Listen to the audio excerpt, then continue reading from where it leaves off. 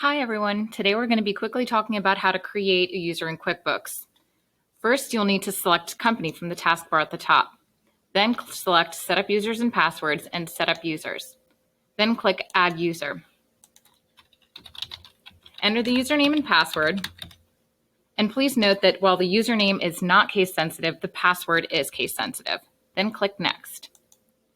For the purposes of this video, we're going to give this user access to select areas of QuickBooks so you can see the options available. We won't be going over them in full detail. I'll let you do that on your own. For the purposes of this video, we're going to be giving Joe full access to sales and accounts receivable, which means he'll be able to create, print, and edit transactions, as well as create reports for this area of QuickBooks. There's also the option of selective access if you want to give one user partial access to some areas of QuickBooks. The other available areas are purchases and accounts payable, checking and credit cards, inventory, payroll employees, and sensitive accounting activities and sensitive financial reporting. The latter two are usually reserved for the admin.